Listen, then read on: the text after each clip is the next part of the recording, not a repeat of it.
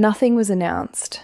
There was no conversation that began with the specific gravity of someone about to say something that changes the shape of things. No declaration arrived. No moment where they looked at you and said the words that would have made everything legible. The relationship did not cross a visible threshold with ceremony or acknowledgement, or the mutual recognition that something had shifted between you.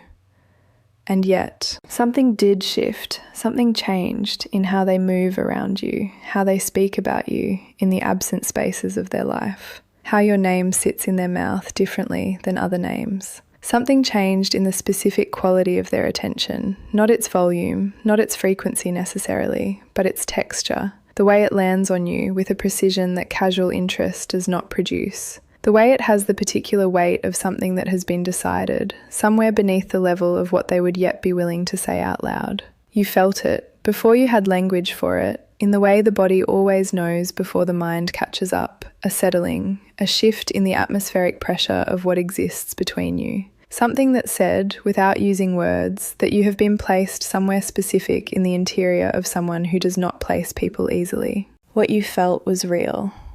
What happened was real.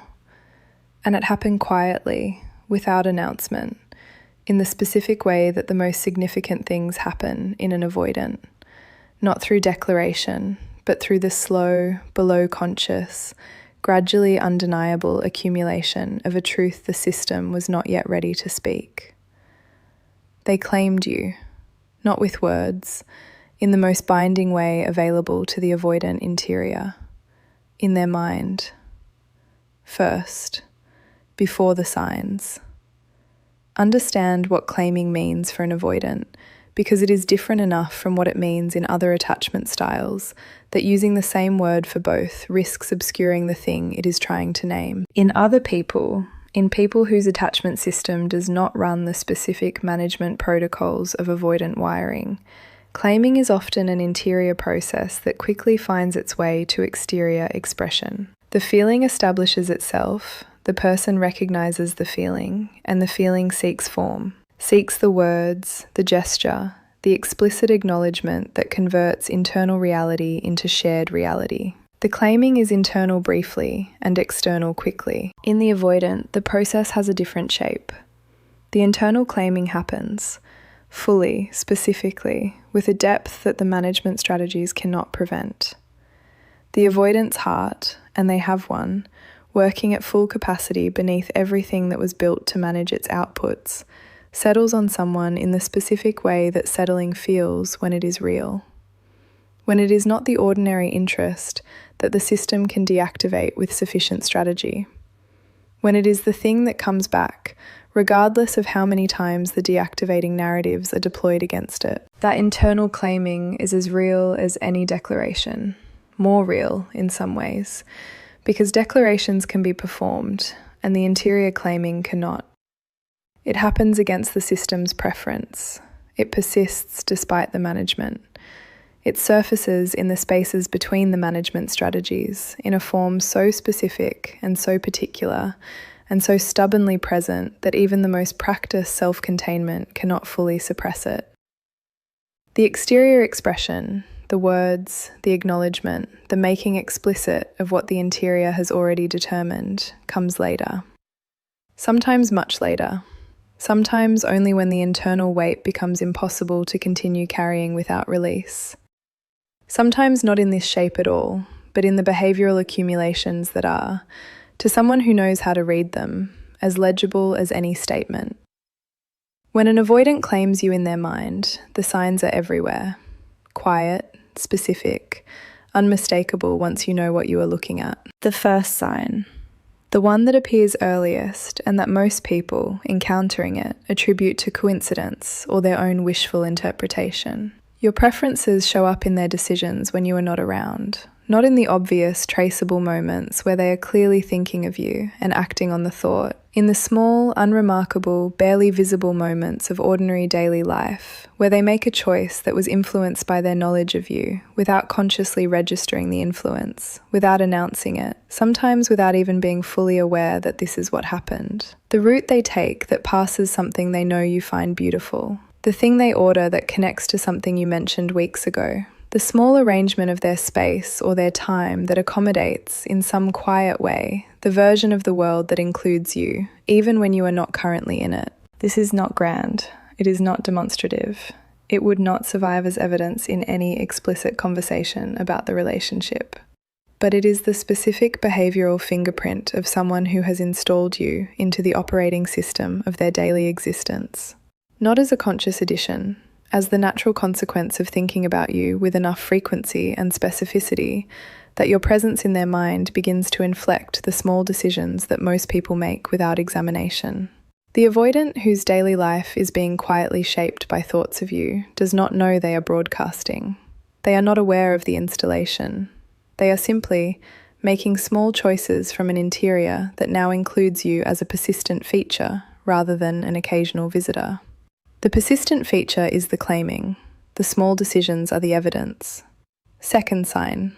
And this one requires a certain quality of attention to detect, because it lives in what they do not do as much as what they do. They stop engaging with the idea of other people in a way that was previously present. Not dramatically, not with the announcement that they are no longer interested in anyone else. The avoidant does not make that announcement. The announcement would imply a degree of commitment that the system is not yet ready to articulate. But the behavioral reality changes. The ambient quality of someone who is, at least theoretically, available and looking, who references other potential connections or engages with the landscape of possibility in the way that single, unattached people do, begins to be absent from how they carry themselves. It is a closing, not stated, not decided in a conscious moment that could be pointed to, gradually occurring, the way the closing of something large occurs, almost imperceptibly until you realize that what was open is now no longer open, and you cannot identify the precise moment it closed. They have narrowed, not from constraint, but from preference, from the specific preference, operating below their explicit awareness, of someone who has found the direction they want to move in, and is no longer surveying the landscape for alternatives. The survey has stopped, not because they decided to stop it, because the part of the system that drives the survey, the seeking, the openness to other directions, has been satisfied, not consciously, in the way the appetite is satisfied, in the way the thing that was looking found what it was looking for, and, having found it, ceased to look. You are what the looking found, and the looking stopped when you were found. And the stopping of the looking is the most private, most behavioural, least stated form of commitment the avoidant makes before they have found the words for commitment. Third sign. This one is in the quality of how they protect you, not in the dramatic sense, not in the grand gesture of shielding, not in the explicit declaration of protective feeling, in the specific, small, automatic way that people protect things they have decided matter. The way that deciding something matters changes behaviour without the behaviour being consciously organised around the deciding. In conversation, they correct mischaracterizations of you, not aggressively, not in a way that announces their investment, in the even, grounded way of someone who has the facts and finds inaccuracy mildly intolerable.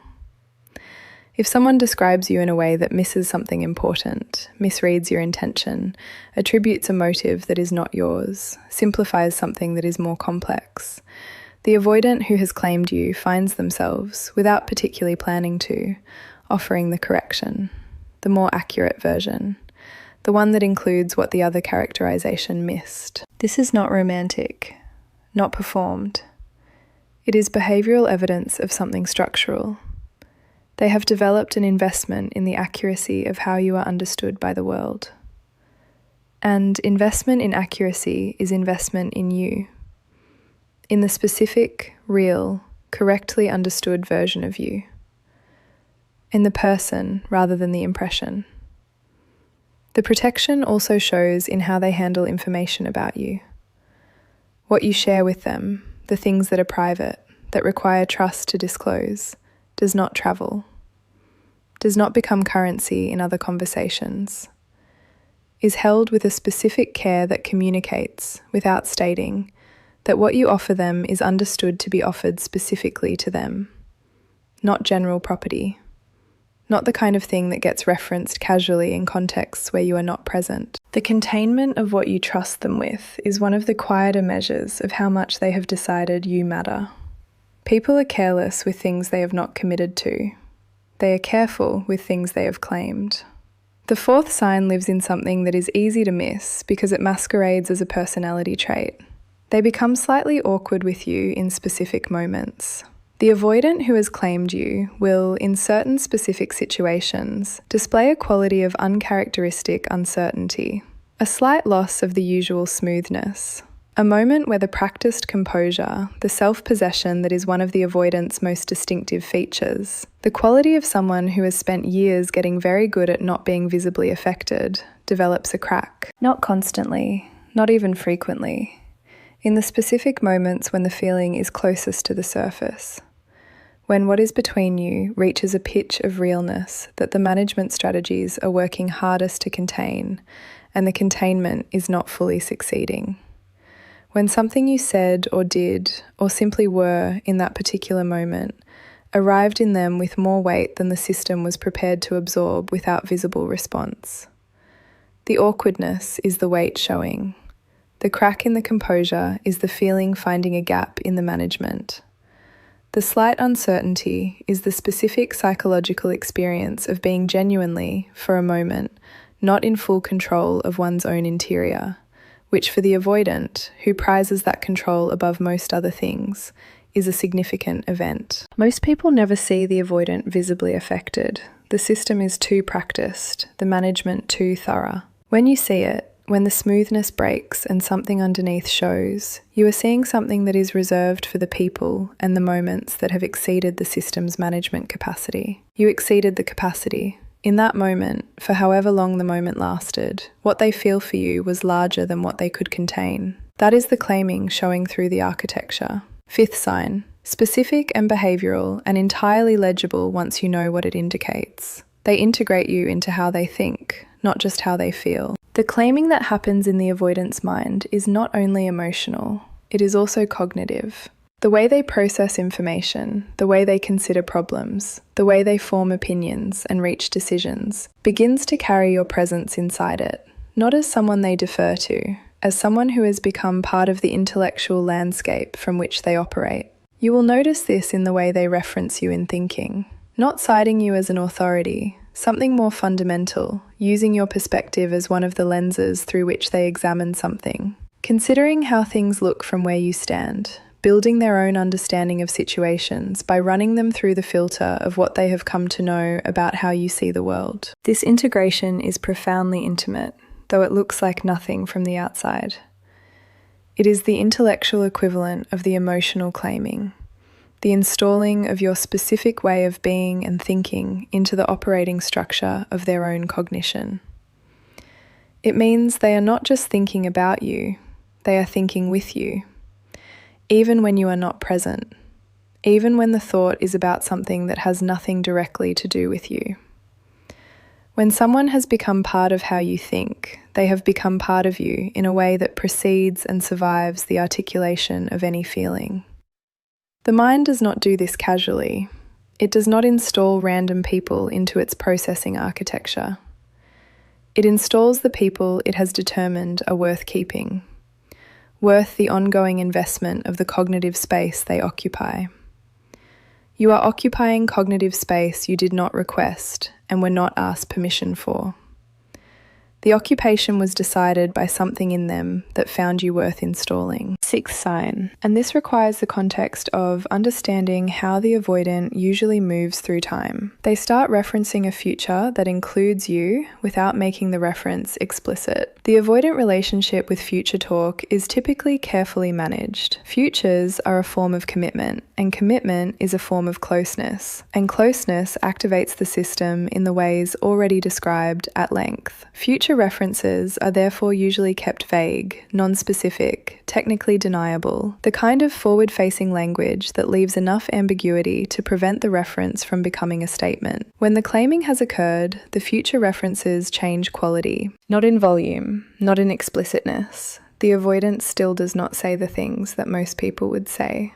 But the references that slip through, the casual assumption embedded in an unrelated sentence, the practical planning that implicitly includes you without drawing attention to the inclusion, the offhand mention of something months away that assumes your presence without arguing for it, these carry a different quality. They carry the quality of someone who is no longer consciously managing whether you are in their future picture, who has stopped deliberating about whether you belong there and has simply, below the level of deliberation, placed you there, so that the future, when it is referenced, naturally includes you the way a room naturally includes the furniture that belongs in it. This is the specific sign of someone who has stopped running the cost-benefit analysis of whether to continue in your direction and has simply continued. Without announcement, without the conscious registration of the decision, because the decision was made by the part of the interior that does not submit its conclusions for the management system's review. The future belongs to the unmanaged interior, and the unmanaged interior has decided you are in it. The seventh sign is in how they fight for you within themselves. You will not always see this directly. Sometimes you will sense it in the quality of something after a moment of distance, after the withdrawal and the return, after the cycle has run its familiar arc and the avoidant has come back. There is occasionally a quality of something having been struggled through, of an internal negotiation that required effort and was not cleanly resolved, but from which they emerged nonetheless in your direction rather than away from it. The avoidant who has not claimed you does not fight for the relationship internally. The deactivating strategies run unchallenged. The withdrawal happens, and the strategies provide the narrative. I am better alone. This was not right. The distance confirms what I suspected, and the narrative is accepted. The system produces its output, and the output is not challenged by anything internal. The avoidant who has claimed you has something in them that challenges the output. Something that runs alongside the deactivating strategies and interrogates them, that asks whether the narrative is actually true or whether it is the management system running its program, that pulls from the inside against the pull of the withdrawal, that fights, not always successfully in the short term, not without the cycle occurring, but persistently and with a specific quality of not letting go, for the continuation of what exists between you. This internal fighting shows in how they return, in the quality of the return when it comes, in the specific texture of someone who went somewhere they did not entirely want to go, and came back from it with the quality of someone who understands, slightly better than before, the cost of the going. The return that comes from someone fighting for you internally is different from the return that comes from simple pattern cycling. It carries something warmer, something more honest, something that, however obliquely, acknowledges the distance as a distance, rather than presenting it as the natural, neutral, entirely uncomplicated movement of a person who simply needed space. The acknowledgement is the fighting showing, the imperfect, inarticulate, behaviourally expressed acknowledgement that something in them resisted the going, even as the going happened. Eighth sign. And this one is both the most common and the most consistently misread. They remember you wrong, not inaccurately. They remember the facts of you with the specific, detailed accuracy already described. They remember you wrong in the sense of remembering things you have forgotten about yourself. Details from the early conversations that you yourself have lost. The exact phrasing of something you said that they cannot let go of. A version of something you experienced that they have held more carefully than you held it yourself. This misremembering is not confusion. It is the specific evidence of someone who has been thinking about you with a frequency and an attention that exceeds what you imagined. Who has turned your past conversations over in their mind often enough that certain moments have become fixed in their memory, with a vividness that surprises you when they reference them. The moments that fixed in the avoidance memory are not random. They are the moments that landed, that arrived in the avoidance interior with enough weight to resist the containment, that slipped past the management strategies and settled somewhere they could not be retrieved and disposed of, that stayed because the part of the interior that decided to keep them was stronger in those moments than the part that would have filed them away. Each of those fixed moments is a point at which you reached them, actually reached them, past the surface and the management and the practiced composure, into the actual interior. They remember you there because that is where you are, in the actual interior, in the place where only the things that have been genuinely claimed are kept. Ninth sign, behavioural. Unmistakable in retrospect, even when it is invisible in the moment. They reorganise small things to make you possible, not large things, not the grand accommodation that announces itself as sacrifice or investment, or the explicit prioritisation of someone over other things. The small, unannounced, nearly invisible reorganisations of ordinary life that create, without stating that they are creating it, space for you. The schedule adjusted slightly. The habit shifted in a way that happens to align better with yours. The small preference abandoned or modified in the quiet way that someone modifies a preference when a new and more important variable has entered the calculation. The path of daily life altered, without commentary, in a direction that makes the intersection with your path more natural, more regular, more clearly not accidental. These reorganisations are not presented as accommodations. They are not offered as evidence of investment. They are simply done, quietly, without the doing being drawn attention to. Because for the avoidant who has claimed you, the reorganisation did not feel like sacrifice. It felt like the natural adjustment of a life to include something it has decided belongs in it. The absence of announcement is the most significant feature. Announced accommodation is investment that wants to be seen. Unannounced accommodation is investment that simply is. That exists because the person exists in the interior with enough weight and permanence that the life naturally adjusts to them without the adjustment requiring deliberate calculation.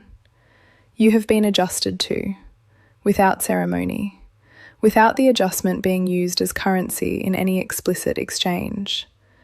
That adjustment is the architecture of the interior claiming, showing in the physical structure of daily life. 10th sign, the one that is perhaps the most quietly devastating in its implications. They are protective of your absence. When you are not present, when you come up in conversation in contexts where you are not there, the avoidant who has claimed you does something specific with the dynamic. They manage the narrative around you. Not obsessively, not with the intensity of someone who is performing loyalty or demonstrating investment, with the quiet, authoritative consistency of someone who has taken a position on you that is not available to be negotiated. What you mean to them, what they understand about who you are, the accurate versus inaccurate picture of you that exists in the room. These things matter to them in your absence, in a way that reveals how they have organized your importance in their interior.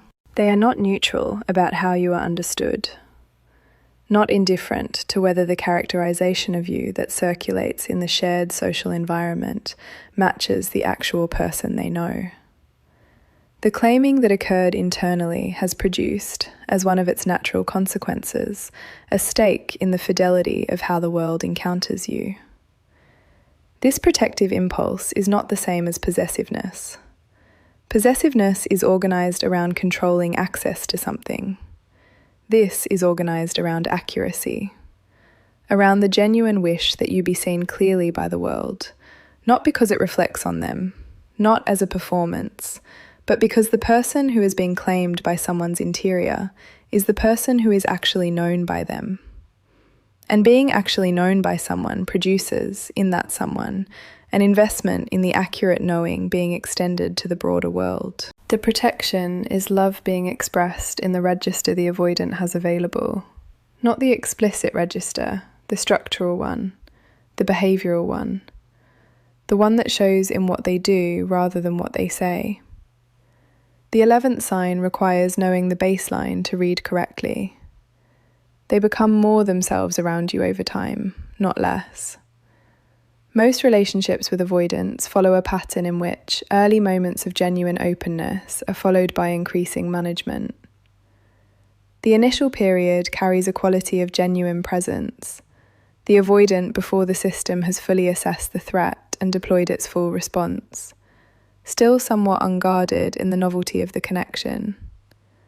And then the assessment completes and the management increases, and the person becomes, over time, incrementally more defended, more careful, more the managed version and less the actual one. The avoidant who has claimed you reverses this pattern, not quickly, not without the cycling, not without the periods of retreat that the architecture requires, but the overall trajectory across time and interactions, and the gradual accumulation of evidence that your presence does not produce the anticipated harm. The overall trajectory is toward less management rather than more, toward more of the actual interior becoming accessible, toward the specific version of themselves that exists beneath the competence and the self-sufficiency and the practice composure, being, in your presence, slightly more present, the humour that is less filtered, the opinion that is more clearly their own rather than the socially acceptable adjacent position. The admission, small, almost throwaway, but genuine, of something they find difficult, the moment of visible uncertainty that would have been suppressed in an earlier stage of the dynamic. Each of these is the system lowering in increment, responding to the accumulated evidence that lowering does not produce the feared outcome, revising, in the slow cellular way that nervous system revision occurs, the threat assessment that has governed the interior for decades. You are not doing this to them, their claiming of "you did this." The interior decision that you are safe, made below consciousness, confirmed by experience, revised upward incrementally by every interaction that ended without the feared devastation, is doing this. You are simply the person who was there while it happened, the person whose consistent, genuine, specific presence provided the evidence the system required. 12th sign, the last one, the deepest one. You appear in their creativity, their thinking, their private processing, in ways they did not invite and cannot entirely explain. The avoidant has a rich interior life. This is one of the features of the architecture, the investment in the interior as the primary home, the development of rich, self-sufficient inner resources, the cultivation of thought and perspective, and often creative or intellectual expression that does not require external input. The interior life was built as an alternative to the intimacy that felt unsafe. It is genuine, developed, deeply inhabited. When you have been claimed, you begin to appear in it, not as a subject exactly, as a presence, as something that colours the thinking, that surfaces in the private moments of processing and reflection and creative engagement, that is there in a way that was neither invited nor resisted, because it arrived before the invitation would have been considered. The song that connects to you plays in their mind while they are doing something unrelated. The idea they are working through finds itself being considered from the angle of your perspective. The piece of beauty they encounter, visual, literary, musical, experiential, generates the specific, immediate impulse to share it with you before the impulse is registered and managed. That impulse, to share with you specifically, from the private interior that is rarely open to anyone, the things that are most genuinely the avoidant's own, is perhaps the most intimate sign on this list. Because the interior is the avoidant's most protected territory, the place most defended against intrusion, the space from which other people are, by default and by design, excluded. Your appearance in that space was not authorised by the management system. You arrived through the only entrance the system cannot close, the genuine, involuntary, architecturally unstoppable entrance of someone who has been decided on by the part of the avoidant that does not consult the management before deciding, the part that simply knows.